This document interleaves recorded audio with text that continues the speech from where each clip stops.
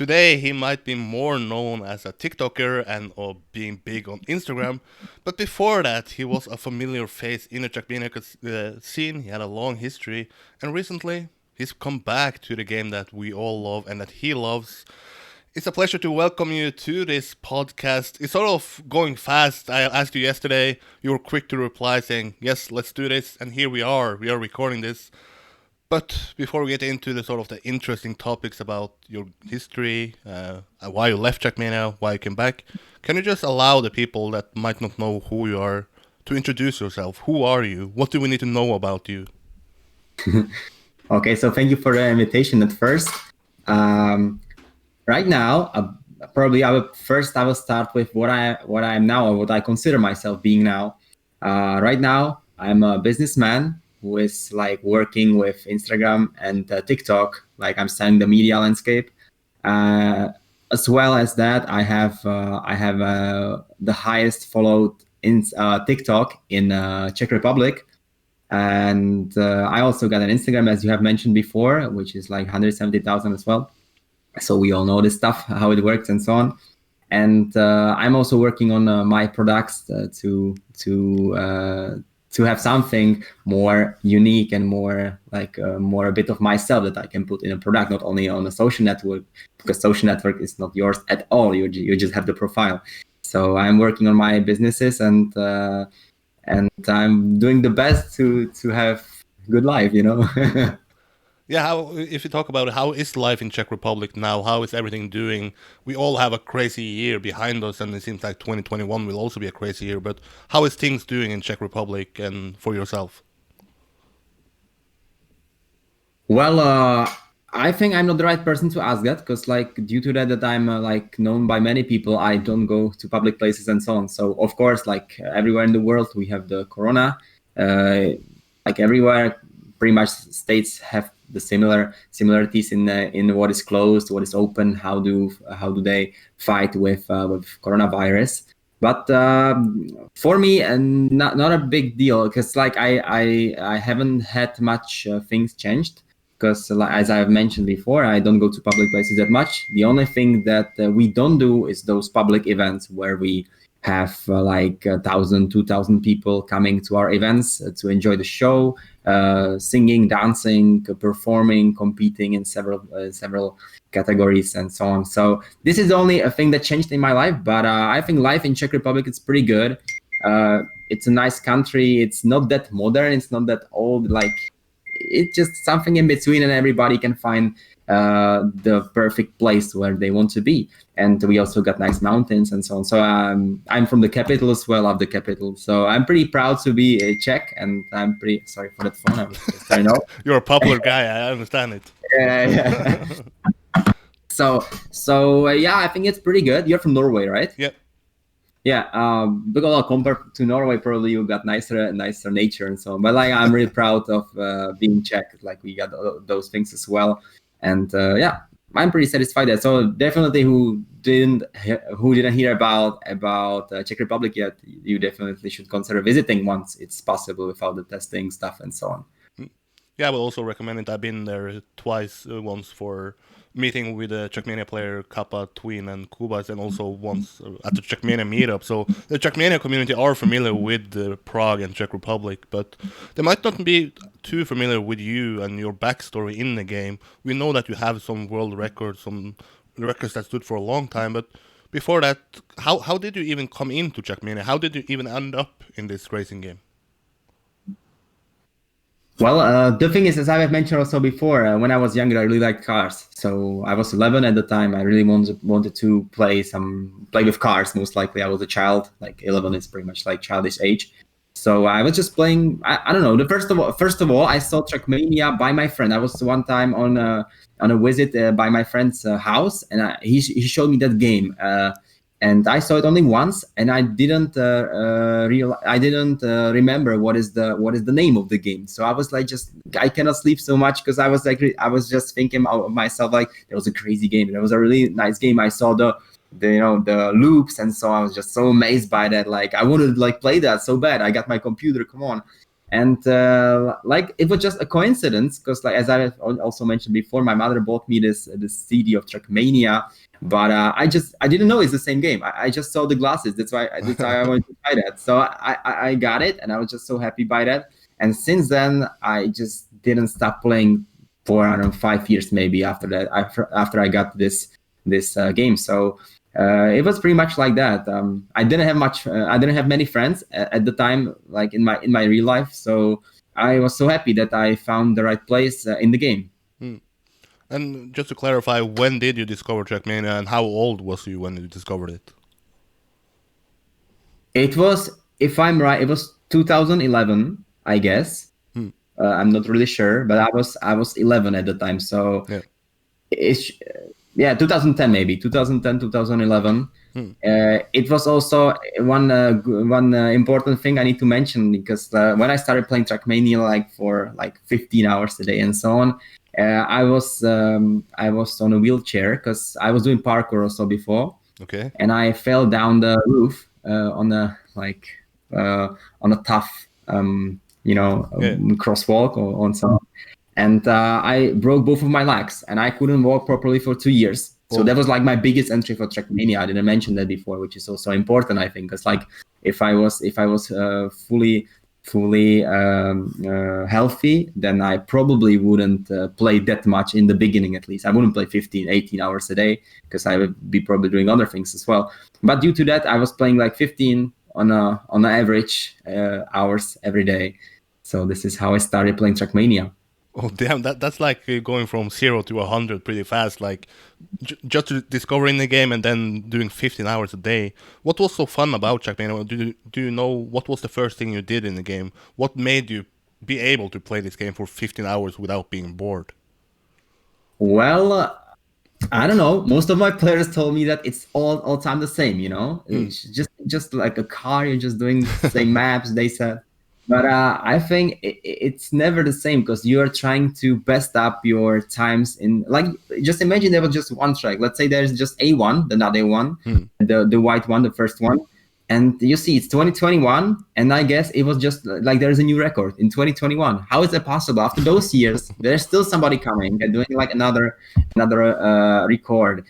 It's just, I know that's the reason. Probably it's not all time the same. You can improve every time. So for me, I drove so many maps, but most of the time I spent on hunting like the favorite ones that I really want to be first in the world in those maps that I was really liking, or that I liked by the style, most like the RPG trial, because that was my favorite style to compete in.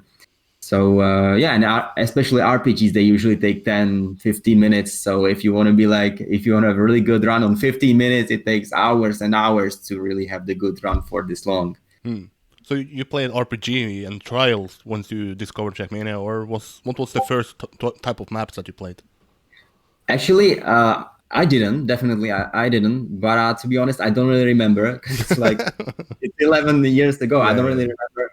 What was the first like style that I was trying to compete in? But what I remember, I really liked as a child. I liked, if you understand, the corkscrew. You know, What is that? The loops are like sideways. I don't know. It was just the block itself.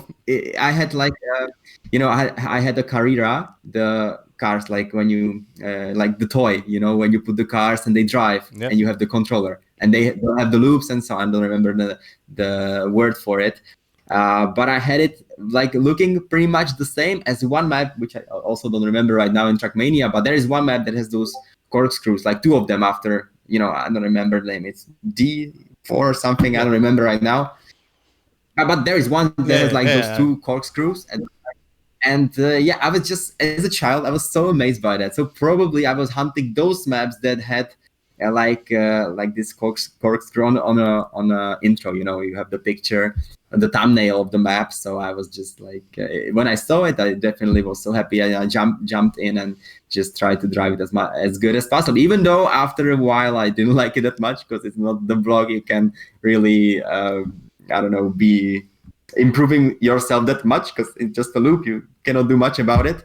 But this is how I started. I was just amazed by this. It was just like you were going upside down, and that was just the adrenaline for me when I was a child. Yeah. But if you look back at your childhood, what's it like? Did you like to compete in other stuff? Did you like to see improvements in yourself in other things in life? Yeah, I was also playing table tennis before I broke my legs, as I have mentioned before. Yeah, I never was that guy who played or did a lot of things, but I once I got into a thing and I was very happy in it. I always wanted to be the best. There wasn't other way. I was just playing as much as I can till it will happen. Same with the Trackmania. I started 15 hours a day, every day, every day, every day since I was just, I don't want to say the best, but it was pretty good, I guess. But how did you communicate with other people in game? Was it like you played for 15 hours alone? Did you eventually get some friends in the game that you play the maps with? How was the sort of interaction with the community itself? Well, I got some people from my class from school that was playing with me. Even though they wasn't that good, they didn't play that much. They played also other games. I was just like aiming for one game. I didn't want to play League of Legends. They played, or I don't know, StarCraft. I guess it was popular at the time mostly. So I was just playing Trackmania. Sometimes they joined to me. I was happy that I got some friends there. And after like a while, it wasn't that long. After a year or something, I also found some internet friends in the game, and I was just like feeling that that's the place I really belong. Because okay, I was just going to the school. I didn't have that many friends in real life, but in the Trackmania community, they were just like nicer people. There wasn't any hate or any, I don't know, just the people were fine. They were just enjoying their hobbies, just talking about basic things in their life, and just having one thing that connects them all. But after a while, what was sort of your main focus in Trackmania? Was it to get some Nadeo record? Was it to try to aim for the competitive scene that we see nowadays when they play in rounds mode? Was it to play RPG? What was your sort of, if you look back at your career, what would you say is the sort of key points from it? What was your main focus aspect? Well, I was always fascinated by things that are almost impossible, so that's why I choose trials RPGs or like my famous press forward cuts, because like sometimes it just feels really impossible, and just like if you see somebody doing that crazy stuff, for me it was just like a big adrenaline to see that. So I like, for example, I like Nino, the guy, who cuts those maps. This is like my type of content that I really like on Trackmania the most, when it's something really not even the perfect one. Sometimes also I like to see some Nadeo perfect medal, some Nadeo perfect record or something. But most likely, if I can choose, I would definitely choose something that is like really insane, and that's why I choose this type of style. So I was aiming for that, doing stuff that is absolutely insane. At least I thought it is at the time, and doing just stuff that most of the people can't. Not even like being the fastest, being the most precise. That wasn't my goal. I was just, of course, but I want to be precise in things that are almost impossible for most of all. So I was not training to be the best on the tech maps, but I was, for example, trying to do the best pipe dance on RPGs to be the fastest on such thing, which is like which is a thing that players usually don't practice that much, because like it's not the usual thing at all. But on RPGs, it's pretty usual thing. So I was trying to be the best there, and still I checked my TMX yesterday, and I saw like 40% of my records are still there, which is pretty good. Even after a few, which is just nice. But I think the moment I realized that you came to my radar was in one of Virtual's videos. I believe it was from A12, the Nadeo maps. You have to correct me if I'm wrong. You had the world record there for a while. Can you tell us, how did you eventually get fascinated by that track? Why did you want the world record on a track like that? Well, it's the same thing as with the trials. Cutting A12 was possible from the beginning. It was just something that is just it just wasn't possible. You can jump off the road, but because it's grass down there, you're too slow to just finish in a faster time than you would do the circling around. So I was just thinking about it for a long time. I knew about grass slides and so on, but I wasn't so convinced it would work good as you know it today, probably after those 10 years. Oh, not 10, it was like maybe 5 years. I'm not sure. I'm not sure when it started, this madness of A12. But I like just I think the craziest thing is that like those people who hunted A12, just like all of them did something absolutely impossible for those players that like didn't see this bug before. It's just using this bug, which is usually a bug that you never want to get, to an advantage and to finishing it in like just half a time, in half time than the actual record without the cut. It's just insane. And the funny thing is, like in 2015, I remember that when I finished with my first 15-second run, I had a world record for a while. I don't know, for some weeks it was just pretty fast there. So just for a while, I had my world record, and I said that 8 is possible, and 8 seconds on that map, and everybody was laughing at me. I have actually on clip. I have a clip on Twitch how I flew over finish with 8.5 or something. Oh. Yeah, it's possible, but it's just too insane. I'm just sometimes. That's why. By the way, that's why I came back to Trackmania. It was because of the virtual video. I saw that 812, and I said, okay, I need to prove them that 8 is possible again.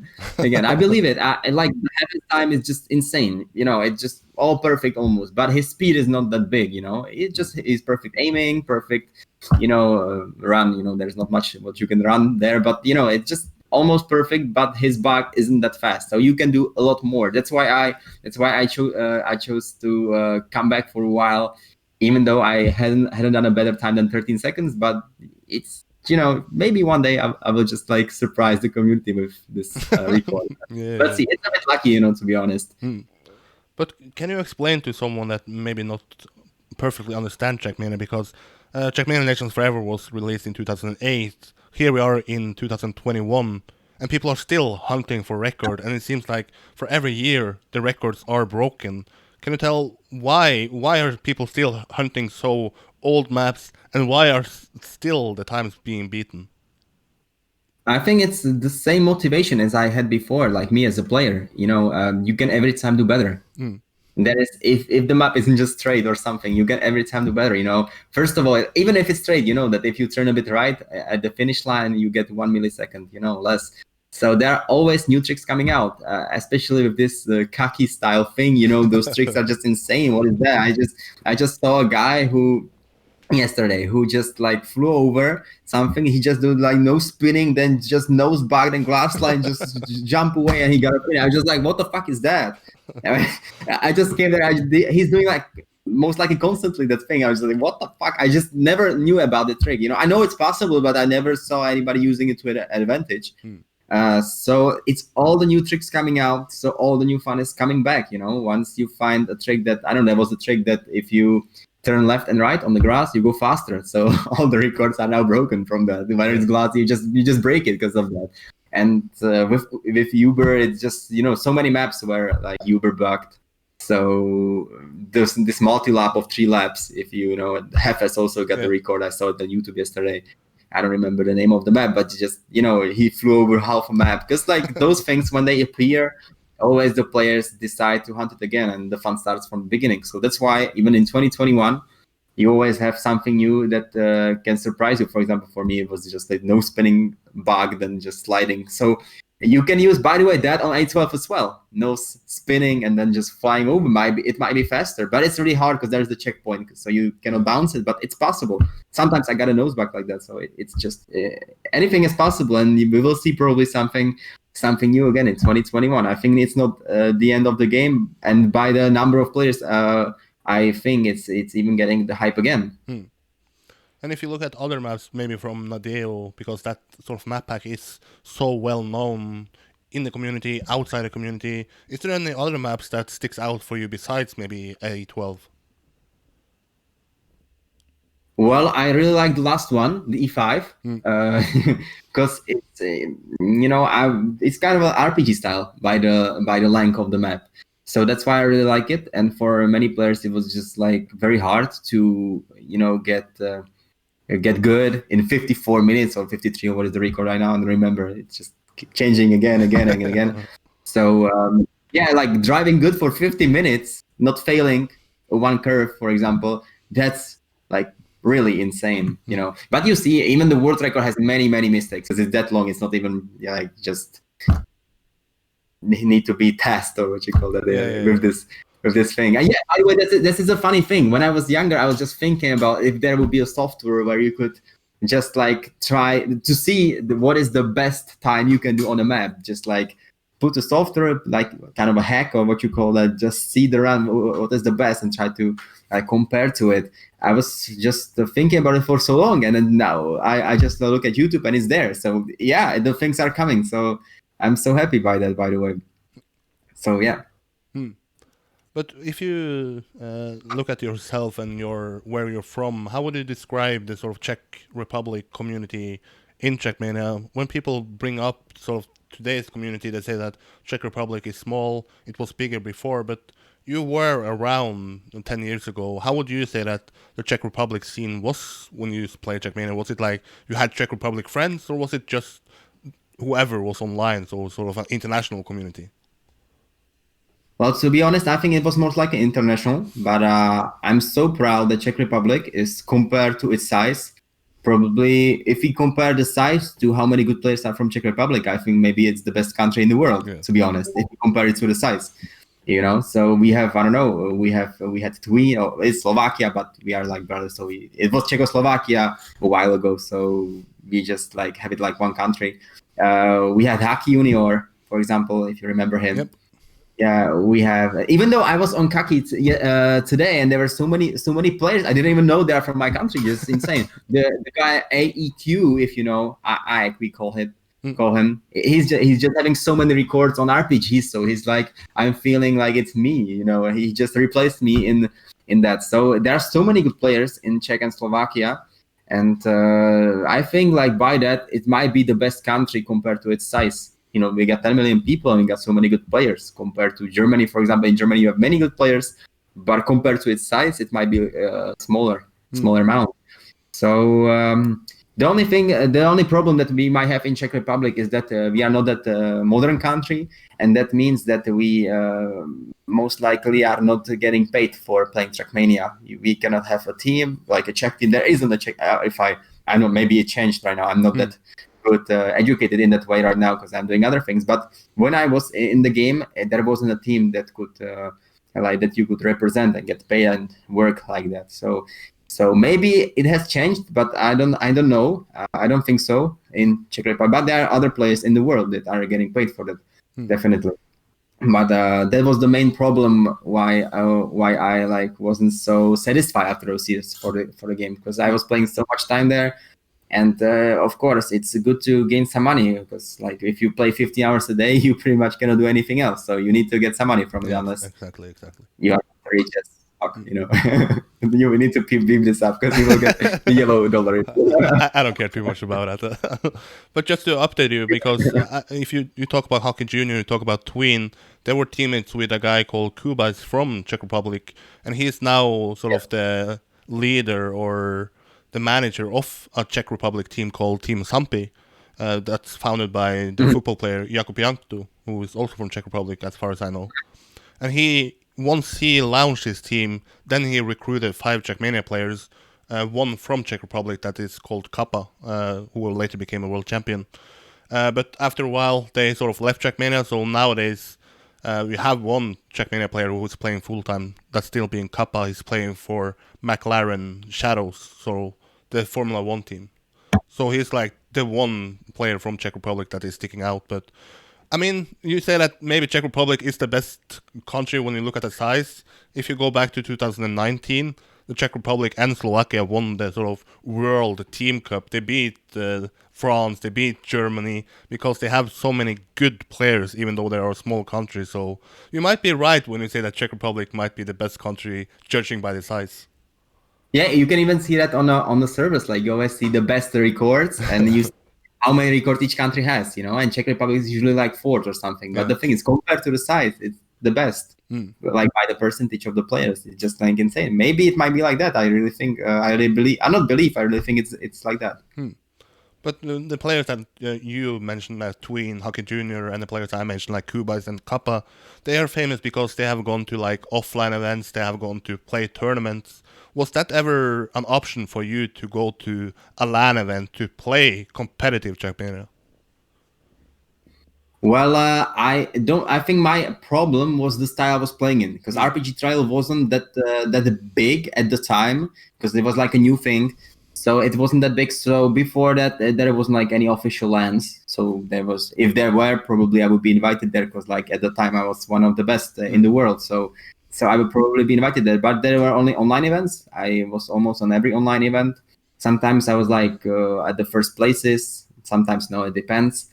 Obviously, they're all the good players, so you cannot be the best always. But I was going to some LANs in Czech Republic. It wasn't like an official thing. We were just some people that like Trackmania, and we compete compared to each other. I was like winning all of that most likely, but it's kind of unfair because they were like normal players, and I was just like playing 15 hours a day. So it was kind of unfair fight. But yeah, we did some. It was most likely for fun.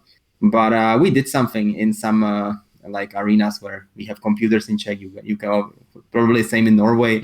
You got some arenas where you have like 10 computers or 20 or something. You just go there and you buy some Red Bull and just play the game with your friends. So we did some LANs kind of there, but it wasn't like official thing. It was just for fun. But now that you have time to look back at your Trackmania career, what is sort of a key moment that sticks out to you? Is it some sort of thing that you're extra proud of? Something that was extra funny? A great memory? What is the thing that you remember from the Trackmania career before you left Trackmania? Well, I think there are like, obviously everybody would answer that, many moments that I can mention. But if should I stick on it to one, I would definitely mention two if I can. Sure. First of all was the 812. We have mentioned it before. 812, cutting 812 and reaching world record, and just like that was very that meant very much to me, because it was just like something really insane, impossible. So that was a big success. But probably the biggest one, at least I feel like the biggest one, was when I was the first player who finished the Oachkatzlschwoafs on ice. Oh yeah. Yeah, it was the hardest map. It was sold as the hardest map at the time. So I was, as I said before, I was so fascinated by the impossible things, and I remember how I finished Oachkatzlschwoafs on ice. And the funny thing is that it took me 30 hours, first of all. The funny thing is, I also, in that 30 hours, is when I was in school, when I was sleeping for 3 hours. So I was playing for long. I got tired. I was sleeping 3 hours. Then I need to switch to my data on the phone. I bring my computer with me. I got to school. I had math and languages, and so I was playing all the time. Like the teachers were just hating on me because I was just all the time on notebook. I was allowed to that because I'm dysgraphic. I was allowed to have a computer at school, but not for games, obviously. So I was just trying to close it up all the time so they don't see it. But one of my classmates he was like fan on me, so he was like, wow. Once I got to a new checkpoint, he was like screaming wow, and the teacher was always like, what is going on? Why are you screaming at my class? So I was at the school pretty much like 8 hours from the 30. I was playing at school, 3 hours sleeping, and the rest was at home. So this is like, it was like a big deal for me. I really wanted to finish that. I didn't want to just like, end the game once I got to checkpoint, I don't know, 11 or something. I was in a half map, so I didn't want to end it. So this is like how I finished that. So I was like 14 or something. I really had to go to school. I cannot like say to my teacher, I'm not coming today. So I just came there. I just finished it there, and not finished it, but I continue running my run at school. And I came back. It was like 4 hours at home, and then I just remember how I finished it, and my SMS like messenger from all those people that know me was like, "Come on, this is insane!" It was live on a stream. Somebody was broadcasting it. There is a video on YouTube of it. Yeah. So I'm just really proud of that. Even though like I got 30 hours, the record today is like 40 minutes or something. But at the time, it was the most difficult track that we saw on Trackmania. People believed in that, so I got like, I don't know, I had 300 spectators when I was like at the finish line. It was just crazy moment for me, and I was just sweating like hell. And probably the biggest thing that I did in Trackmania, for me at least. This is the one that means the most to me. That's so crazy. Just by you speaking about that map and by people spectating you and bringing up that YouTube video, I didn't know that video. I watched that video even before I sort of became a hardcore sort of coverage guy in Trackmania, because it just pops up once you search for Trackmania, and it's sort of like, why do even people want to try this map? Who can even finish this map? And then you saw like 30 hours, you're like, oh come on, I'm never even gonna try this map because it looks so insane.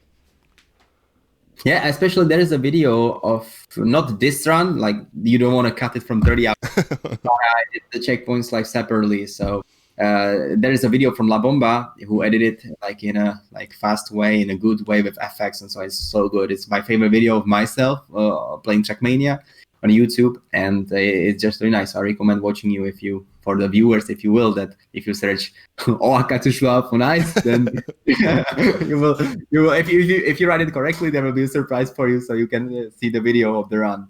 I can find it for them and post it in the comments so they can see it. That will be easy. But it would be a funny choice if people, write it down. Yeah, it's like a challenge. Who can find it first?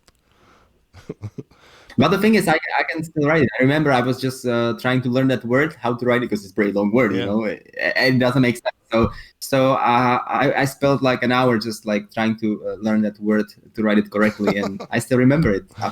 This is pretty good. That's crazy. But because we talk about you and your career, and then you had a big break, but there is obviously a reason why someone decides to leave something they loved so much, why they played 15 hours, why they hunted for a map or played a map for 30 hours. Can you tell people, why did you eventually decide that, okay, maybe I should leave Trackmania, maybe I should take a big break from the game that I've loved now for many years? Well, I will be very short there. I'm a man, and I found a girlfriend, and all the men know that women are the best and the worst thing that men found, that can a person or a guy find in a life. So I found a girlfriend. Funny thing is that I found the girlfriend in Trackmania. Oh, really? Where I found her on a Czech server. It was called Trumpetiště. Okay. And it was a server with some kind of, I would say, the khaki maps, but not that difficult. So she was playing there, and she was one of the best on the server, actually. I didn't know it was a girl, by the way. She was called Garfield, but like that might be a guy. You don't know that. So I was just playing there, getting some records. It was a Czech server, pretty famous there. So I just was trying to show off a bit, maybe, to Czech people, that I can do some records as well. And I was just competing with this player. I didn't know it's a girl. I tried to steal all the records of that player. And the player, I didn't know it's a girl. I still didn't know it's a girl. And she was always like angry at me why I'm trying to aim at her record, especially when I saw she has a record on a map. I keep repeating it till I break the record and so on. So I was just like doing this to her and didn't know it was a girl. And after that, she wanted to call me for that one time. We did a Skype call together, and she was so mad on me. And I realized, wow, there's a girl screaming on me for that. What the heck is going on? I was just like, so, I thought it's a guy. I wasn't thinking about it like that. Like, I just wanted to be the person, And so that's how we got to know each other. And after a while, even though she lived very far away from me, she was like 400 kilometers on the other side of Czech Republic. So we started dating together, and I was still playing the game, by the way. But we started dating for like 2 years from then. Okay. And then we break up. And the reason why I quit Trackmania was that the memories, we played the game together. So we competed together. We played at the server together, getting the record together, fighting together in the game.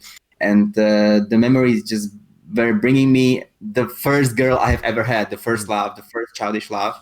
And I was so upset about that. So that's why I didn't decide to leave, but like it just was like that. I just like couldn't start the game because once you break your heart, for the first time, and that's the hardest breakup probably you will ever.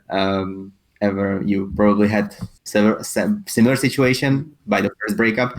So the first one is always the hardest one, and I had really hard times. So I decided kind of to do anything else than start the game and we had similar friends, and just if once I started the game, I saw all the friends of us. I saw her everywhere. I just didn't want to see that anymore.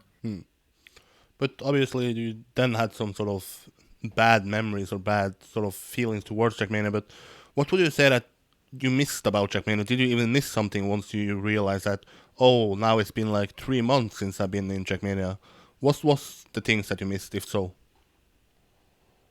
Well, the most important thing I miss is the community. The reason why I joined there was not really the reason, but the reason why I played that much was as well that the community was great. The people were great. They were like motivating you to life, putting you some ego that you can like have in your life, and it was just so good in that way. I can get rid of all of the records. I don't really care, even though most of them are broken right now, because like it's been a while. So people did better than I did before after those years. Yeah, but the community is just really good compared to other communities in games. I also, after I quit Trackmania, I started playing Counter-Strike, where I got also to like a very good level. But if I compare the communities, the Counter-Strike one to Trackmania, the Counter-Strike one is a very shit one. Everywhere there's bad people. I feel like that, and finding a good person in CS, it's just too hard. Most of them are idiots, And compared to Trackmania, like finding a bad person was a hard time because like most of them were nice. So I have one person that I don't like, but I want to mention him there. But there is like only one person that I don't like from Trackmania, from the community, but all of the others are just great.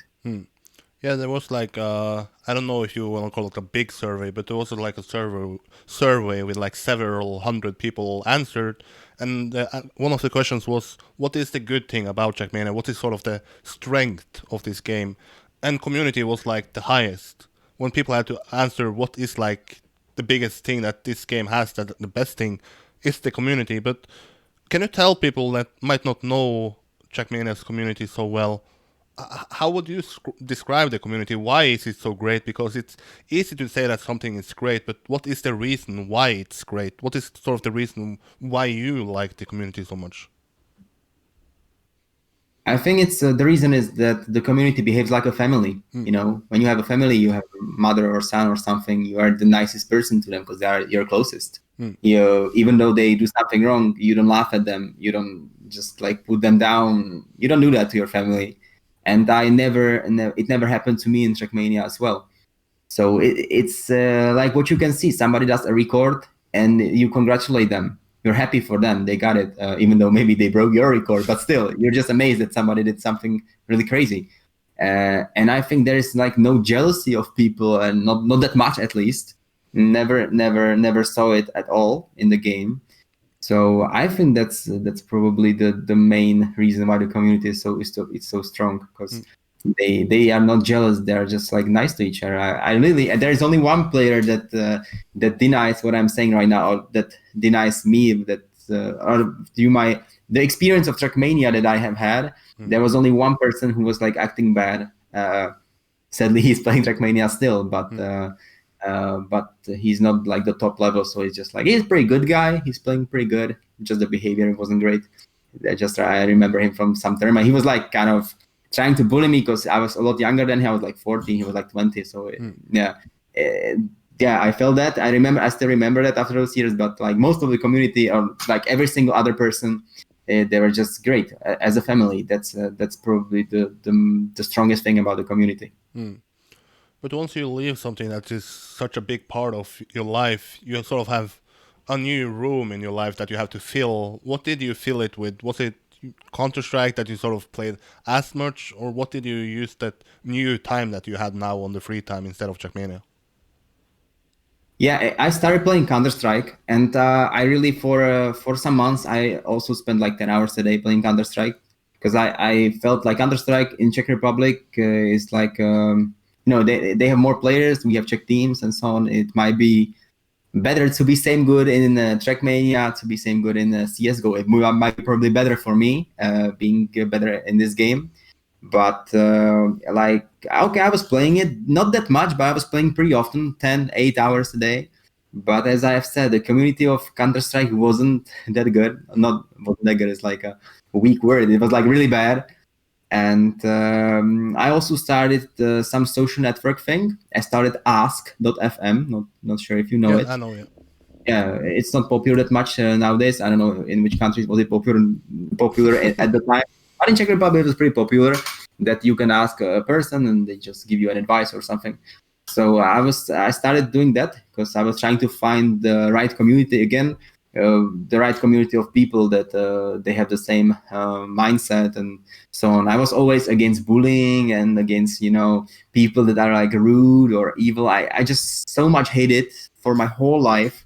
And every time I see like on the street somebody punching each other, so I feel so bad about it every time I see that. So that's why I was just searching for like the nice people that respect each other, no matter what they are, how they look like, their religion, and so on.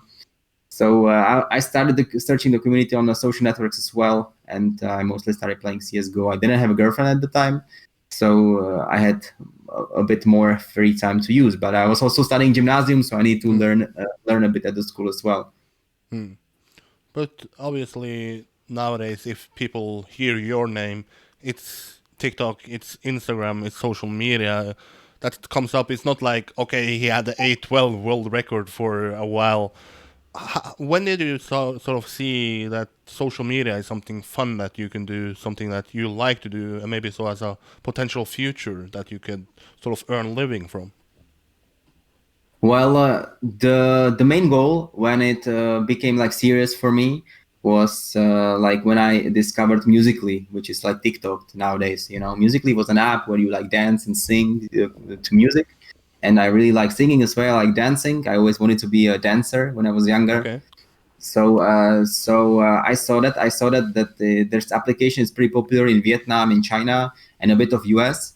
And I was one of the first person in Czech Republic who joined the app and tried some singing, some dancing. And I was so happy about it. Obviously, I had a dream that I want to be a dancer, even though I'm not a good dancer. But when I was younger, I always like wanted to be making money in that way, maybe being like a good dancer. And I joined there, and I was posting so many videos there, and people really like it. And after a while, I was the first one who got like a verification of the profile from my country. I was the first person there. And this is how the hype started, because once I got like, even from the main, like from the company, I got like the verification. There were very few people, maybe like 50 of them in the world only. I was the only one in our country. And since then I got like from 20,000 followers, like in a week I got 100,000. It's just like a instant peak up there.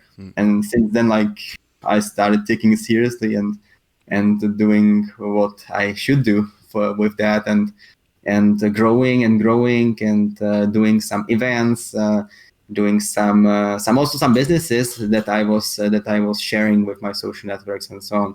So I started like taking this whole job seriously, not only for fun, but I was trying to find the right people that will again find the right community that will respect that I do some crazy videos. Some people may not like it, and obviously guy dancing, singing, you know how it works. It's there will be always many people that don't like you just because of that.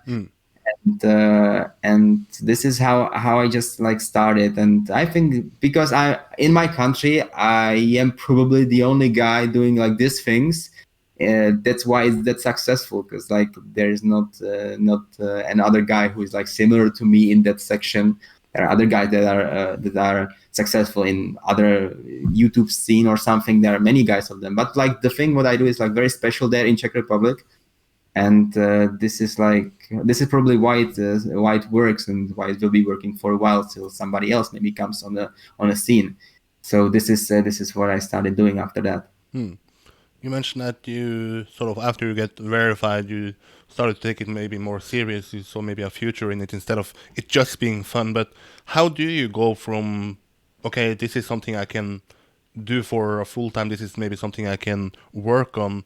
Do you change something? Do you see any sort of different approach to what you did before, from after you got verified and after you decided that, okay, this is something I can live from, this is something I want to do longer? Well, it was like two important things to me that I changed. First of all, was the one that I decided to put some money in it. Not only do some fun with your phone, but I decided to invest my money in the content to have it better, bigger, nicer, lighter. I don't know, everything. I bought a new phone, I bought new light, I bought new everything pretty much to be like higher level in that. And that was the first thing. And the second thing was that I got a deal from Coca-Cola at the time. They saw that I was just like raising star at like just from 20 to 100,000 in a week, just insane. You don't see that often, even in this world. You don't see a person who is not known. Or if you have, I don't know, a famous actor or somebody, and he joins Instagram, it's obvious that he might like raise up. But that's not that you are expecting that. Yeah. But you don't see a like known guy getting 20 to 100 in a week. It just like doesn't happen. Never anywhere. Just So I got a deal with Coca-Cola. I was doing a campaign there, and I made some first money out of it. And I just saw how the business works and so on. I saw the value of what I just have created.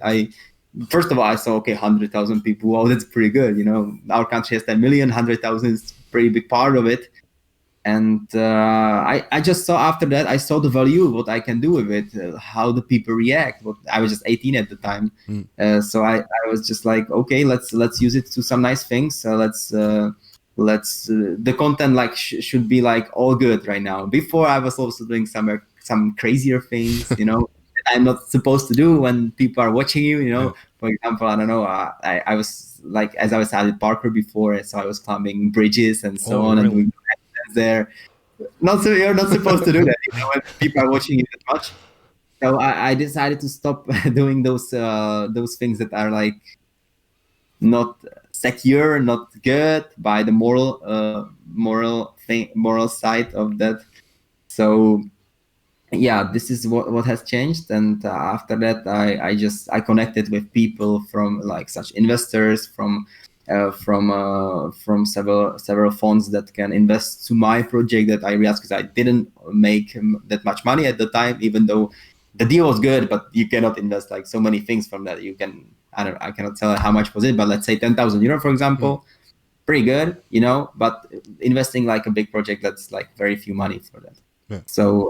So yeah, I just started connecting with those people, ordering my media landscape and my know-how that I have from the social net, especially from the newest ones, from the Musical.ly and from the TikTok. Because still in 2021, people are not educated well. I'm still educating the people in 2021, even though I started doing it 4 years ago. The companies and everybody they're just not educated. So I started like educating people that I am also getting like money from and so on. It was like the business how it all started. And yeah, I'm pretty much doing the same right now, but I'm just like having bigger and bigger projects, and but pretty much doing the same till now.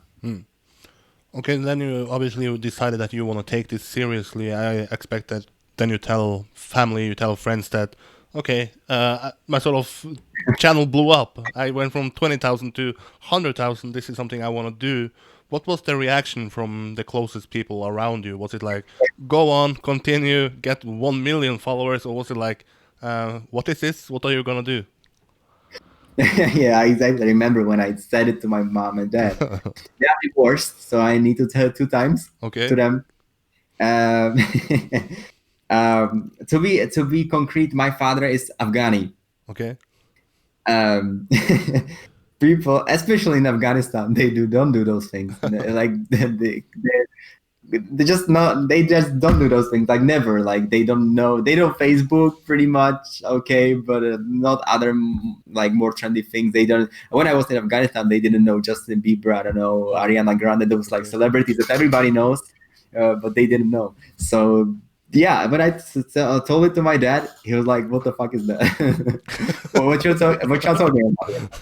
My mother was a bit nicer. She said like, "Okay." So my parents are doctors. They wanted me to be doctor as well, and my mother told me, "Okay, so you think like this is better than being a doctor? This is." My mother like was asking me that. Is it the thing that you want to do really for a living? That thing that kind of a shit they said. I was like, Maybe, yeah. I don't want to study that much. I don't want to go to medicine. I don't know. I'm not like study type of guy. So yeah, I said, yeah, maybe, I don't know how it goes. Maybe I would do that for a living. I don't know. And my mother was like, okay, but finish the gymnasium first, then do what you want. My father was more strict. He said, okay, finish gymnasium, but continue university and do what you want. Okay. But the thing is that if I went to university right now, I wouldn't have that much free time to, or not free time. I wouldn't have that much time to do those things. So I actually went to university after I graduated from the high school, and yeah, I got kicked out very fast because I wasn't going there at all. So after like 2 months, I was kicked out because I've been there like 3 times only. So they kicked me out. And but by the time I was already like doing this business, I was living by myself. I ordered this flat that I'm living till now, right now. So I moved out from my parents when I was 19, I guess, and I went to this flat and I started doing this business, living by myself. And after several months, I came back to my parents and we talked about it again. And they said, okay, probably we were not that 100% right. They were like more easy after that, and they said, okay, maybe you should finish the high school one day, but I see that it's working for you right now. Just do that, but one day you should like finish the school. So yeah, you're like more educated, and you are like on a social level, you are just higher because you have the university, obviously. And I was like, yeah, maybe one day I will just like do that. But I'm 22 right now, and still I didn't realize that I'm doing this thing. So doing the university thing.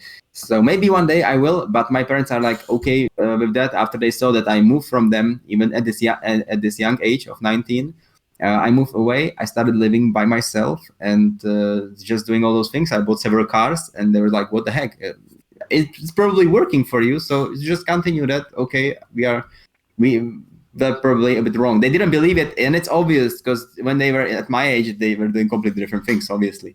But they were like, okay, it's working for you. It's something trendy, it's something modern. Then do it if you're okay with it, if you feel good in it. Yeah, I perfectly understand their sort of view behind it, and understand sort of every parent's view. Let's say that someone wants to play esport. Esport wasn't around when they were around, so they want to pick sort of the safe option, sort of the path that has already been driven 100 times. But how is it for you personally to, once you say, okay, this is something I want to do, but I'm sort of have to be the guy who is leading the way, at least in my country. Is it something scary, or is it just something exciting to discover, something that hasn't really been discovered before by someone else in your country? You mean like this kind of esport or influencer like things? Being like putting everything on social media, like your sort of job is to work on social media by creating your own brand. That is not something any other had done before you, at least not on TikTok in Czech Republic, as far as I know. How was it to be like the first guy to do it, or sort of be the main guy to do it?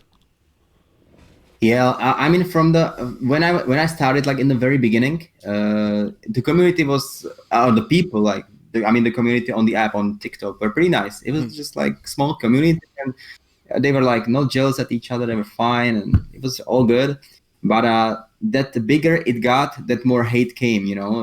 It's obvious that more successful you get in any section, that more hate you get. But on a social network, it's even special because like you're getting successful in that more people that know you, that more successful you are. It's not like that more money you make. Those people don't see the money, but they only like the being successful. The easiest metric for being successful on social media is that more people know you, follow you, and so on. So from like at the start, it was just pretty good, all good. But by the way, I was just going to this like top followed person on TikTok on this social platform. Yeah, that more people were there, that more hate came as well. So there are just like so many people that follow me at the same time. So many people that will always say stupid arguments about me. Just it's because like that, and it's also because of my aim, what I do on the social network. I'm not a typical guy. I'm not doing like those typical guy things that guys usually do. So most of the hate is getting from guys, and most of the likes are like hitting me from girls, because like they more appreciate that. It's something special for them. But for the guys, like it's not that like easy to accept, for example. So I think it's the story of every influencer. Once you get big, you will always get the hate, because people always say we have democracy. I can say what I want, Yeah. and I always realize, okay, who is asking you that? Yeah, but it's like that. Once you get big, you will get the hate. So probably I think it's same with the Counter-Strike community. It's very big. That's why there are so many like haters and stupid people and so on. Because like the stupid things are always seen more, and once you get somebody that is same stupid as the person who is stupid at first, then like they build a stupid communities, and they're seen so much. And yeah, if all the players are good behaving, and there is only one bad guy, that he's not going to influence them. But like if there's a bad community, there will be like they have always the bad influence, and they will, especially the younger players or whatever community that is, they will just have the bad influence on them. So yeah, that was the story, or that is the way I did to where I am right now. But how would you say that you deal with it? Because you spoke a little bit about the community in Trackmania being so nice, but there still was like one guy that spoke up and was negative towards you, and it seems like that somewhat affected you. But now there are so many people that probably are just there to spread negativity, spread like the only reason why I'm following this guy is because when he's posting something, I will post something mean. How do you deal with that? How do you keep like those comments outside of your head? Like, this is not gonna affect me. I'm just gonna continue doing what I love to do. Well, first of all, I was really, really unhappy about that, because when I was growing up only with my mother, and she always told me that it's this very common thing. You should behave to people like, you should treat people how you want to be treated. Yeah. So, yeah, I was educated like that. So I was like always trying to be nice to people, and I wanted them to be nice to me. And I was just like being nice on the internet, and I was getting the hate. I was like, what the heck is going on? What's wrong with the people? So first of all, I wasn't getting it at all. Why is that so? I didn't do any, I was not saying, even I wasn't commenting any other people. I was just doing like my thing, talking about myself, not speaking about others. I wanted to be like neutral in any way, in a politician way, in everything that might be like controversial in this way. But still, there were some people that just like were mean for no reason. So I was a bit upset about it, and it took me like 1 year to get out of it. And actually, then I was more like a businessman. I was like thinking about it from the business side from the business point of view, and I realized that more people like hate you, that bigger you are, because it's just like it's a one line. So once you get big, you get the haters. That more haters you have, that big you are, probably. If you are not doing anything like wrong, if you are stealing cars, obviously you get haters because you are an idiot. But if you are doing some things that are not like bad, some people may not like it, but they are not bad to people. They are not mean and so on. And you get the haters. That is the key to succeed, I guess, because like you bring something new, and it's so I feel from the business point of view, I'm happy for those people. And even it's more satisfying to realize that when somebody's like pointing on you, he's an idiot, and you're just realizing like this is the reason why it all works. It's like a big adrenaline there. Yeah, but from the like human side, from human point of view, it's so sad. But some people are just like that. You cannot change it at all. You can say whatever you want, but they will always be people like that. So no need to think about it that much. I thought I can change it. I thought I can discuss with them sometimes. And internet is like a very open space where everybody thinks that they can share and say what they want. Yeah. Even though in almost every country, especially in European Union, you are not able to say what you want on the internet. If you do a death threat to somebody, it's usually illegal. Probably in Norway will be the same. Yeah, but the problem is that the governments are not dealing with those people that much. Not sure how is it in Norway, but in our country, it's definitely Like there are so many people, even for politicians, saying some death threats, and they're just yeah. Government is like facing other problems, they cannot face everything, but like this problem is pretty big, especially for the children, when like there's like a 10 years old guy and he's just like getting this, it's just insane, so yeah, it's just like that. You cannot do much about it, and I'm just like, I'm doing the best to be the good person for especially for my parents, so they don't have to be ashamed of me. And I want to be a good person to the people that follow me, and that's the thing that is important. And another important thing is that when people get to know me face to face, that I never saw a person who told me, Adam, you're an idiot, because I got to know you and you're an idiot, like that. I never heard of that. So I think the problem is not on my side. Yeah, that's sort of a good thing to think about. That normally when someone is just, you post like a video just to spread like, okay, this is something I did, this is something that should be fun, and people are like, okay, I'm gonna be mad about it. The problem is not the video itself. It's like the problem is the person who is doing that. They must have something else going wrong in their life that they feel like, okay, instead of dealing with the negativity and looking at myself, I'm gonna ignore that and I'm gonna attack my negative feelings towards this guy because, well, he seems to be happy and he shouldn't be happy because I'm not happy.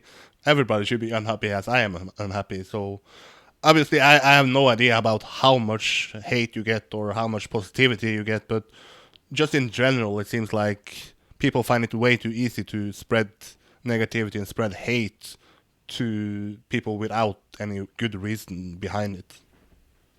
I think what the thing I use as well is that you can use the hate to your advantage, because you obviously know how the algorithms on social networks work. And the thing is, when you say, like, sometimes I say things, how to describe it. Sometimes I say things not in the most correct way to like get the people to discuss that, and they are usually that more mean, they are that more comments you get, because there are always like many people that are commenting mean and many people that are commenting nice, and they're fighting and discussing with each other, even though it's not a real discussion, because he's just saying shit like, Adam, go fuck yourself, and the other guy is saying, hey, why would you say that, and the other guy is saying, okay, go fuck yourself too. It's not a discussion at all. But this is how you get, for example, if I need a video to be seen a lot, I always put something that people will write in the comments. For example, one time I said that I didn't elect, I wasn't at the election. Okay. It's true. Yeah. I just, like most of the young people, don't go there. I think it's not. I was just honest. I said, okay, I wasn't there. Just like that. And I know that if you say that, you probably realize what will happen afterwards. Yeah, of course. Like, what is the future of those young people, and so on. It's everywhere in the world like that, I guess. So like sometimes I do. Like, it's the same in Norway. Yeah, like 40% of the people that are sort of voting are not voting. So the biggest party in Norway, like the biggest sort of election party, is the people that sit at home and don't vote. So it's like not like only 1% is not voting. So it's not like crazy to say that I don't vote. But once people bring it up, it seems like, oh, why do you not vote? Why is then everybody's attacking you, acting like everybody votes? Yeah, they're acting like it's like you're the only one in the country who wasn't voting. In our country, I think like it's like 60 to 70%, especially the young people. It's even maybe 90%, I guess, like the 18, 19. Yeah, because like they have other problems to face. They have other hobbies, and so I don't know. If I say it on an interview, like in a Czech interview, I say I got other hobbies than voting, I will be like again.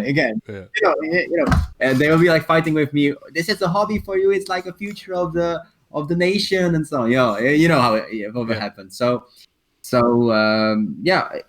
not that something ridiculous, something special, but like those people will always attack you, like for pretty much everything. But sometimes I do it on purpose, just to share something that I want to share. You mentioned something earlier in the interview that I found somewhat fascinating. It's now a while ago since you mentioned it, but you said that now you're creating your own sort of platform because the platform TikTok is obviously not owned by yourself. The platform Instagram is not owned by yourself. You just have a user on it. But can you tell people what is the platform that you now are starting to create or already have created, and why? Why do you want to create your own platform?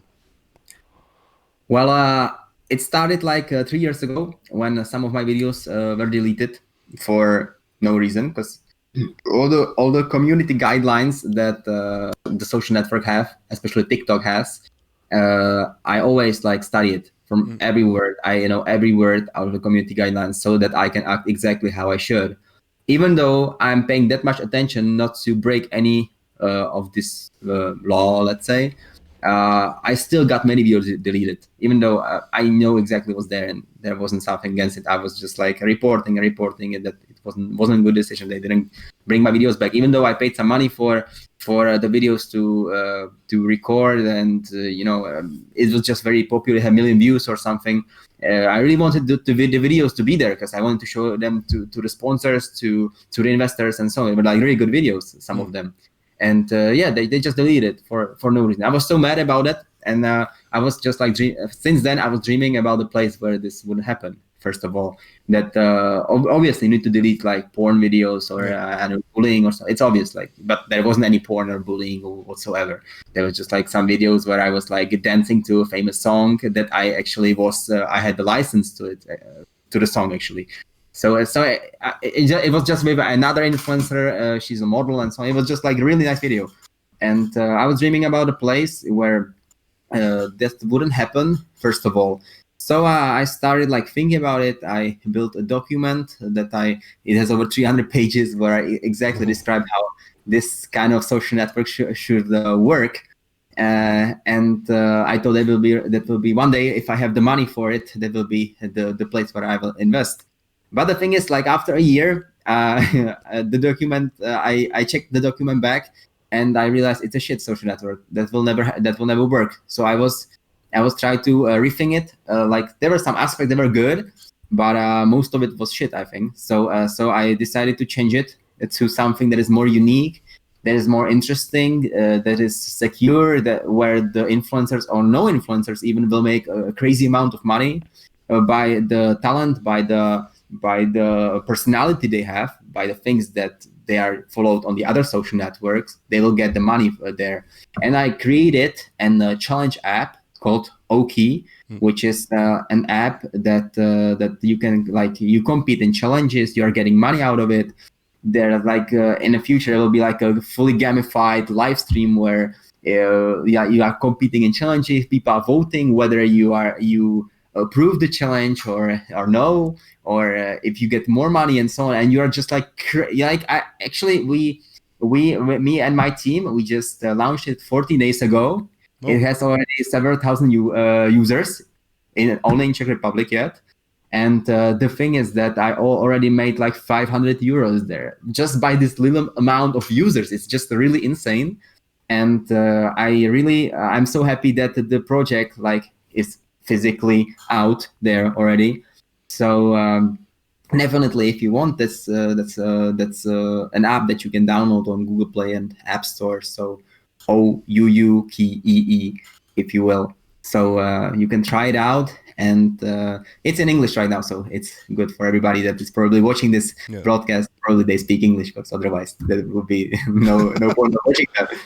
Yeah, so you mentioned that it's already having a lot of users in Czech Republic, but you aim for an international market. It's not like just your own country. Yeah, definitely. Czech Republic is like the business round, like the pre-seed. We have the first round that we want to try it on Czech Republic, whether people like it or not. This kind of a service, and if they like it, then definitely, well, it's the aim. We need to go worldwide. Probably we like the most Russia. We like Asia. We like Laos, Asia, China, Japan, and those countries are the favorites that we have in our scope. So definitely, if you want to try it out, I will be so happy if we got other users from other countries. So that will be amazing. Even though the application is not working 100%, it's just the first MVP that we have. there will be like a big update in like 1 month, so it will be even like faster, more precise, and so on. And we are also building up a reality show for that, where people will be like controlling their idols in television, and they will be like controlling it with the phone. So this kind of reality show that we are doing on Czech television, and if it's good, we will definitely do it in other countries. And Norway is one of them, by the way. We have contact there, so I definitely want to go there. By the way, if I can tell you, I was talking with Hilas, if you know Tobias. Yeah. Hilas, the player. Yeah, I was talking about it with him. He already offered me to sleep by his house. And this is what I'm talking about. The Trackmania community, they are so fine. I was talking with him that I would probably need to go to Norway because of that, because I want to promote this app in Norway as well, because I like the market, I like the people. Yeah. And he just like after the next message was, okay, you can sleep by my house for free. This is exactly what I'm talking about. The community is so good. Yeah, that same goes for me. If you come to Norway, if you come to northern Norway, where I'm from, that is sort of above the Arctic Circle, hit me up and I will pick you up at the airport and help you out. Because you mentioned it, the Trackmania community is like a family, and once family comes to visit, you help them out, even though you never said hello to them face to face before. Exactly. This is, by the way, also a way how I met Onikol, if you remember, the Korean player. Okay, I don't know much. Yeah, but probably he's not playing anymore. But at the time, he was like my biggest competitor. Oh yeah. Yeah. So I don't actually know how to pronounce it in English. Yon, I guess. Okay. Onicole. So maybe if you remember him, then somebody from chat right now watching. So if you remember Yoniko, hopefully I'm not like saying it in the wrong way for him. So we have a picture on Facebook. If you can, I will send it to you, and you can post it there. I was like 13 at the time.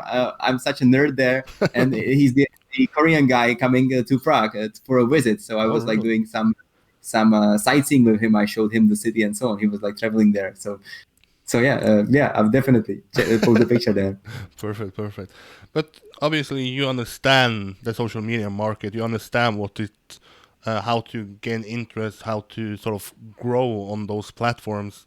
One of the problems that is brought up by the community towards Trackmania is that the marketing behind this game is not really well done. It's not sort of expanding outside of France. It's just inside this hardcore community. I don't know how much you have seen or looked into sort of the marketing from Nadeo, but what would you say is sort of the points that Trackmania could use to maybe expand to other countries, maybe to expand on other platforms, so we sort of get more players into this game that we all love? Well, I totally agree with the marketing part of thing. The marketing from Nadeo is maybe good in France. I'm not sure. I wasn't studying it, so I'm not sure. But in France, the game is pretty popular, I guess.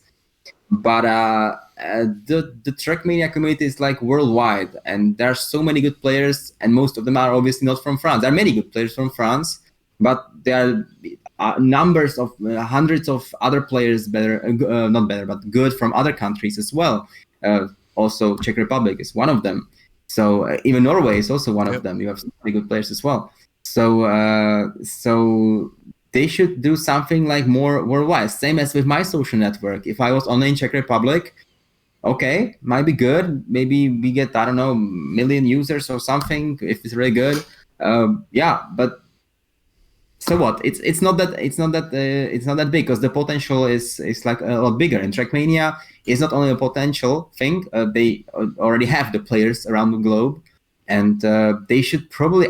What I would do on their places or on their job, I would try to join TikTok for a while. Actually, really, because TikTok is the fastest growing network, and your profile can grow the fastest from all the social networks. And I don't know if Trackmania players are using TikTok that much. I don't think so, but I would give it a try. If maybe you get some viral videos there, and you can connect the community there, and you can see who is good, who is like followed, and you need to build up those faces. I think if you know the people only by their nicknames, it's not enough. For that's probably the main fail about the marketing. You need to have the influencers from Trackmania. You need to have the faces. You need to have the biggest player, but not only by the names. You need to know the story. You need to know the person, whether he is guy or boy. How old is he? Like you need to feel like you fit there in the community. So they should have social networks. They should be highly followed to connect. There are many players in Trackmania, especially now when I watch virtual videos. He's growing so fast. There are so many people following him. Come on, there are so many players. So those players that are good should have like a big amount of followers because they are known in the game, but they are known by the person, and those players need to know the stories. And it's also good for sponsors for everything. That will help anything. Same with my social networks. The social networks becomes big once we get once we get big influencers presented for like everybody. For example, I give a great example. There is a guy from Fortnite. He's called Booga. Yep. He won the Worldwide Cup. I'm not sure how is it called. I don't play Fortnite that much. Yeah, but the thing is that this is the reason I don't play Fortnite. I know this guy. This is how it works. You know. I don't even know the rules how Fortnite works. Not really. I played like 3 times, but like I'm just like a shit guy in there. So but there's one guy I know him from interviews, and I know what he does. I know his personality. He's a fine guy. So this is what Trackmania doesn't have still, and what should be changed if the game should be taken in the treated in like a bigger way. Such like a more serious thing. They need to have the faces. They need to have the stories. Yeah, Trackmania is obviously missing exposure. I mean, at the moment, sort of the place you can go and check out the sort of personalities is my YouTube channel. This is like these interviews that I do with them, and I have 2,000 subscribers. So this is not something that should carry the marketing platform of Trackmania. But I perfectly understand that you said TikTok is a place to use. I see some players trying to use it, but most people use Twitter. Many players are young, and most of the people on TikTok are young. They might be using it. I know that CSGO also has, now they created their own channels, those sites where they have CSGO content, have many TikTok channels, and it works. Might be working for Trackmania as well. I think, but I'm not sure. I'm not sure how many people are using TikTok at all. But it's like a cheap way to try it out. You don't have to have $1 million for it. You just put one manager who does great content on TikTok and see how it goes. See how it goes. Maybe pay one influencer to share it, so you get some attention, and then just see how it goes. It's that easy, and it will cost you like more than 4,000 euros, and you will see how it goes worldwide. Yeah. Even I don't know the marketing thing what Nadeo does, but probably even only in France they would pay a lot more to marketing, and for the world they can only try. They obviously it won't be that big marketing, but they could see if the players are interested in that. So maybe they should give it a try. Just like order, like if there is like actually one of those the best players that are there nowadays. Maybe some of them uses TikTok. Maybe they have some fame there. Like there are many TikTokers nowadays, so they should give it a try. Maybe if they do collaboration with one of those players, they should be like a really good thing. If many people know them by that and follow them by that already, so there will be a way how to bring the game like on a more serious level. Yeah, we talk about Trackmania being big in France. Of course, the game is from France, so you obviously have some establishments from that sort of release, sort of the proudness of being from the country where the game is from. But the influencer key that you bring up there is sort of the best example we have. Trackmania is the reason why it's so big nowadays is because of Serrator, who is a streamer, one of the biggest in France. He started to host Trackmania Cups. And then, of course, his fans start to get educated in Trackmania, start to get sort of an engagement in Trackmania. So, Serrator, I made our own video about it, why he changed Trackmania, because the power of the influencer, once he shows like some passion towards the game, the followers will also get sort of invested into it. And now, France is like big in Trackmania, but outside of France, it's really small. So, I think it's time to understand the powers that the influencers has on like the younger upcoming generation that we obviously wants to play Trackmania. Yeah, it's same with pretty much like every community. It doesn't have to be Trackmania, but that's the thing I'm dealing all the time with the brands. They better spend millions of euros paying other advertising places where they put I don't know billboards or something, but they can pay like 1/10 of the amount to an influencer, and they will be like bigger and bigger. Yeah. But they are just like even in Nadeo it's in pretty like they're not so modern, to be honest. I guess they're not like trendy game developer, let's say. They're just like they got Trackmania, which is good, but the new Trackmanias I think are not that interesting. They're just like doing them because Trackmania is a famous title, so some players will play it obviously just by the name, but it's not that insane, I would say.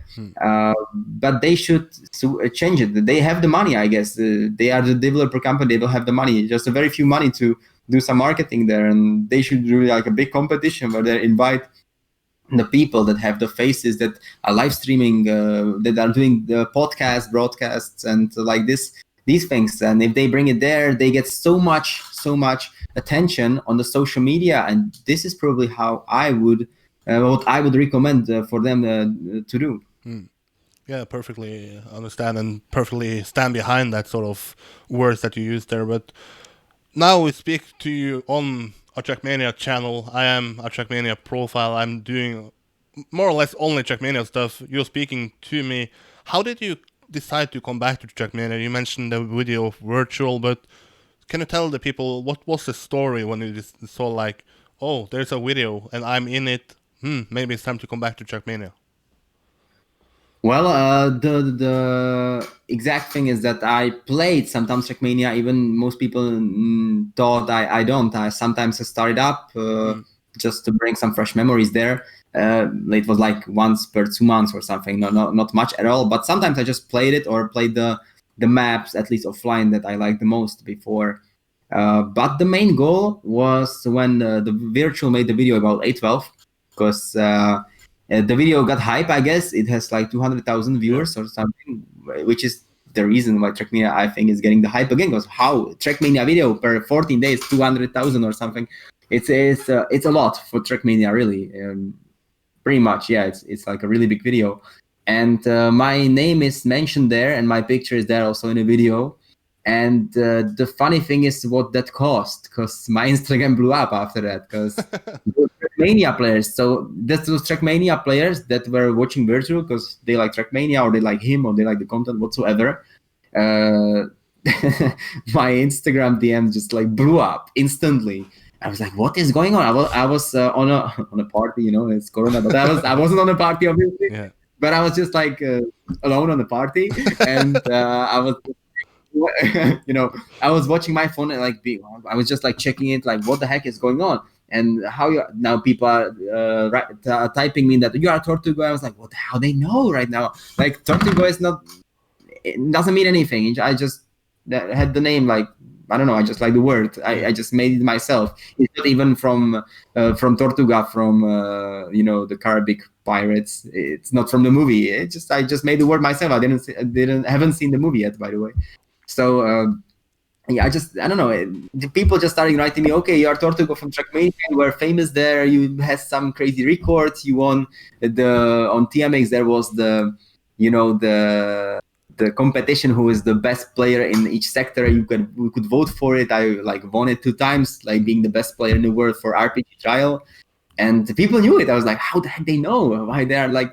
Because like I was facing with that trouble a long time, even with CS:GO. Because for example, my community that I have is like living more like social, let's say social, like for real. You have the social influencers, you have the gaming influencers, the makeup influencers, the whatsoever. Yeah. And I'm doing the social thing, most likely. And I think that they don't like gamers that much. So I was, it's completely different community. And I was so scared to even like mention it, that I was a gamer. Maybe I will lose some credit in this community. For example, if we say like a basic girl, like a normal one, maybe wouldn't be that happy if her boyfriend would be a gamer for a living, let's say. Not the best one, but maybe at the time I thought it like that. So I was so scared about it, and I saw my Instagram blew up. That like people, like thousands of people, are just saying me, "What the heck?" In Czech language, there's me saying, "Hey Adam, what the heck is going on?" Just like you were so good in that. I didn't know that. Or some people told me, "Okay, what the fuck? We are playing with each other. You are Tortugo. I didn't know it's you." Funny thing. The funniest guy was one guy who told me, "Hey Adam, we played 2 years." 2 years together. Like I remember you being Tortugo. We played 2 years together. And how is that possible? I hate you right now, and you were my friend. And so that was like the funniest message I got. And when I got into this exposure, I was like, okay, maybe I should try it again, because like as I have mentioned before, those people from Trackmania are on social network. Yeah. The only my profile blew up by that one video, one interesting video that was made on YouTube, and my Instagram got like 1,000 messages from those Trackmania players. Those people were, some of them are following me, some of them not. But the thing is that they have the social media. They are doing, obviously, they are living their life like any other guys. So and then I decided like to try it out once again, even though I'm probably not that good as before. But still, people like watching it. I broadcast it already for 2 times as well on my Twitch. I got like 300 viewers there. Sometimes, like yesterday, I tried when you came to my broadcast, I tried something different. I tried switching languages on Twitch from Czech to English. But the thing is, like the Czech people don't get the recommendation of the broadcast. So. Actually, and right now I'm just thinking I would definitely love to broadcast Trackmania as well, because sometimes I do broadcast, and I think it will also help the community, because I got even Twitch is not my main job. I never even share it on my social media, but still I still have 40,000 followers or something like that. So I got like usually on my usual broadcast I got like 200 people and like 10,000 from the total on the live stream. So they might probably help the community, and it's also fun for me, so I would definitely like to do that. And the only reason why that happened was this blew up on Instagram, because I didn't even know how those people like knew that. I was hiding it from public, because there are so many things that I try to hide, and I realized that people will always like get to know that. So yeah, this is how my comeback started. Probably it's not a comeback. I don't have that much time to spend, not 15 hours a day. But sometimes, like in the evenings, I spend like 1 or 2 hours like relaxing there instead of, I don't know, watching snow falling outside of the window. Yeah, it's so funny that you say that once virtual just puts your name in a video, people go sort of the extra mile of saying, okay, I'm gonna find this guy on Instagram and I'm gonna text him, because to me it just shows that the Trackmania community is so proud of people doing success. If someone is from Trackmania community and is doing success outside or inside the Trackmania community, they're like, oh, I just want to say, hey, nice job. Hey, I'm this guy. I just want to say I know you. I sort of follow you. So it's not only you, it's like other people as well. Even if just someone makes like a little interview on a radio show, they're like, damn, good job. Thanks for doing it. Good luck further. So it just shows how proud the Trackmania community is of the Trackmania community, if you get what I mean. Yes, exactly. The funny thing is also that like people that know me, probably because like probably the younger generation there is probably not a single person who doesn't know me, because like I'm in the television, I'm in the media, I got social networks in the movies and so on. So it's just like my exposure is pretty big. So 700,000 or something what I have on TikTok and so on. Like it's almost the whole young generation in the country. But the thing is, people would think like everything about this. There are so many things that I could be in my private life, but not a single person that didn't know that obviously would think that I would be a ex-professional, professional, I don't know how to say it in a better way, ex-top player, not professional, because like you're living on it, you're professional, you're like getting money from, but like ex top, one of the top, one ex of the, I'm just just the top player from the, I'm trying to be polite, but I don't know the exact words in English. Yeah. No, not a person from those people who are following would tell, okay, this guy was this guy that I knew even before. It's just insane. And the same with CSGO, with Counter-Strike. I was playing with a team who won. They won the biggest Czech competition, and it was my team that I was playing with. And people are just like, what the heck? They could imagine anyone, a new talent. They could see, like, I don't know, a 13-year-old kid. It's more possible to win such thing than me. How they know me, how I react, what I do on the internet playing these games. It's just insane for those people, and they are so amazed by that. So this is also the reason why I'm doing this interview with you, because I want to share the backstory, and the people would probably like to hear that and will be really interested in what's going on there. Yeah, it's obviously once you hear a Trackmania player having success outside of Trackmania, people are like, okay, how, why? So that's why I try to do this. That's why I reach out to you, so you can sort of explain everything on a now 1.5 hour long podcast instead of answering to 1,000 DMs. So I appreciate, of course, people saying yes. And like I have said to the French streamers that are, of course, the biggest in Trackmania, they are the easiest one to deal with. Even though they are big, even though they are busy, if you ask them, they say yes. And that's sort of the same impression now that I have of you. I came in late into your stream yesterday saying, hey, I'm doing this and that. I expected that message to get ignored, but you were like, hey, okay, let's do it. Let's do it tomorrow. And here we are, and you have taken like 1.5 hours to explain to the Czechmania community about your backstory, your story nowadays, and all the things that we can learn from your story. Yeah, this is exactly what you are talking about. I just love the community, and at least with this like little interview, maybe it might help the grow or the curiosity of the community. So I'm really happy for this interview as well. It's just like, I want to talk about it, and I think it's even the best way to talk out of this story is on a Trackmania channel. Obviously, I don't have a Trackmania channel, so it's like a really good thing, I think, and I believe that. Interview might be also interesting for some people, as you have said. Maybe somebody will be motivated in several arguments that I did. Maybe somebody will be demotivated, so they can get get what they want from it. So anyone will get the point that they want. If you sort of try to round up this interview, if looking to the future. First off, how would you see your own future looking like? Do you have any idea about how can a future for Adam look like in 5 to 10 years? Or is it impossible to say what the power of the social media is going to be like? Well, I think that the power, I will split it in two questions. First of all, how I see my future, and second, how is the power of the social media? What will be in 5 years, let's say.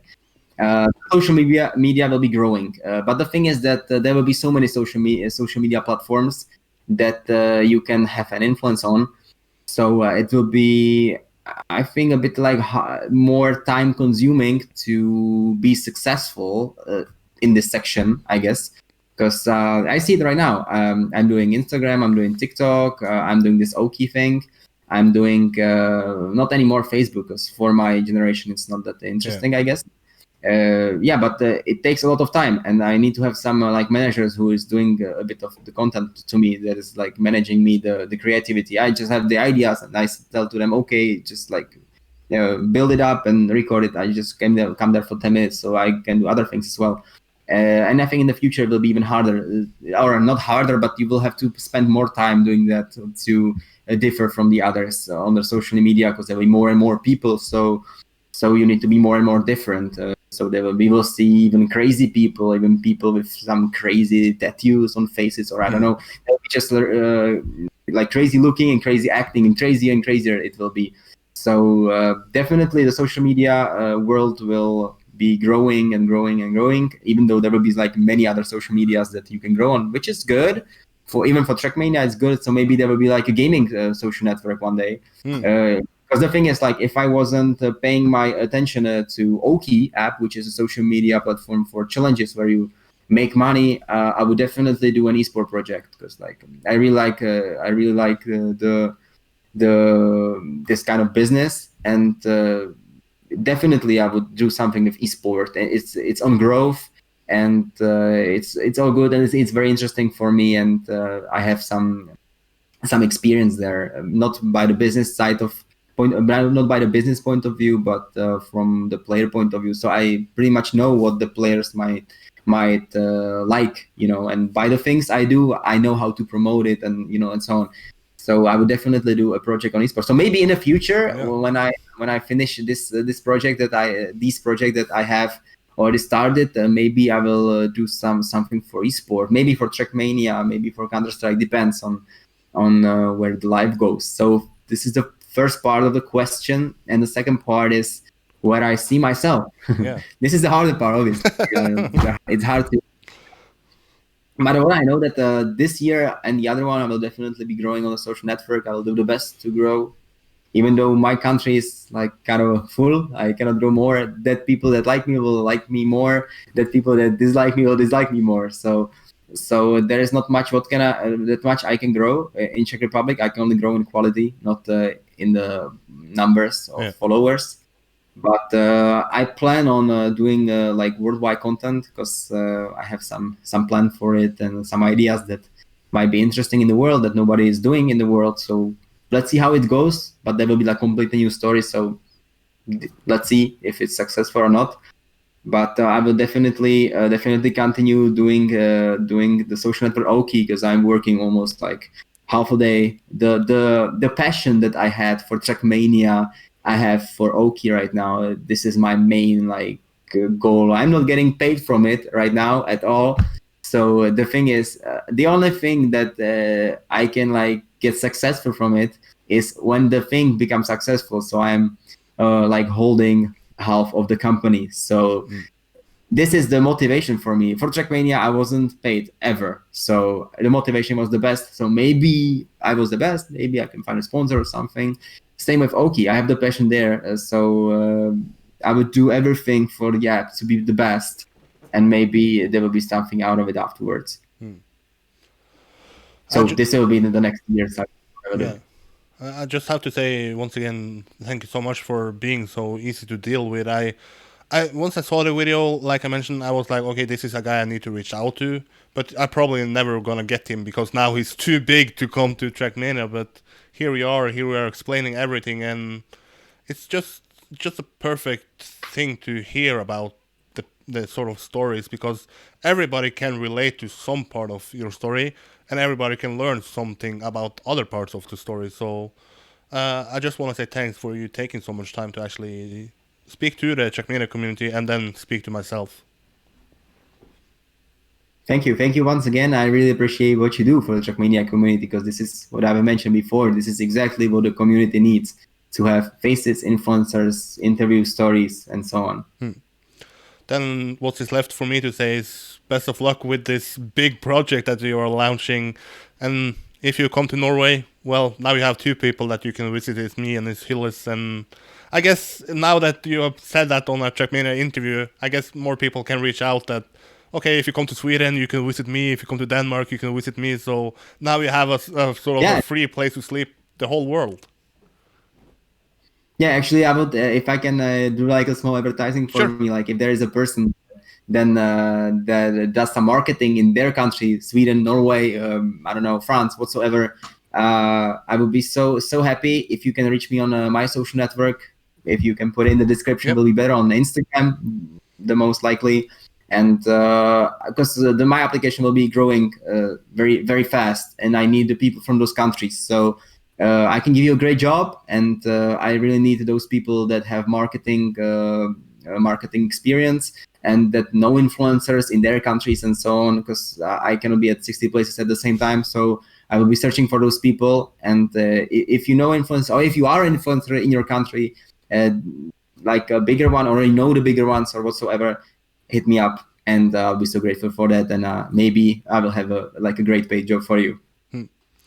That's some good words to end this with. Once again, thank you so much for doing this, and the best of luck to the future for you. Thank you. Best of luck for you too. Thank you. That's it for today. If you want to check out Adam, all the social media will be linked below, and the videos that we have talked about will probably also be linked below. If I forgot it, well, you can just comment it, and I will be quick to post it. But that's it for today. Hopefully in the future we will hear more from you, and maybe see you at that Trackmania event doing some promotional stuff, right? Hopefully, yeah. I really hope so. That maybe if there's an event, I definitely want to go there even for free, just to promote the event, just to get the exposure. I just like want to help it out. And it was like my childish dream. So if Nadeo, if you're watching that and you will have an event, just hit me up and I'll be there for free promoting it. That's all. I have one event in mind that I'm gonna host in Northern Norway in the future that might need your help too. That might need you to come to Norway. So we can speak a little bit about that afterwards. Okay, that's great. But that's it for today. Thanks so much, and then to the people, thank you so much for listening, and see you around. I don't know when the next podcast is gonna be. We'll see. But that's it for today. Bye bye.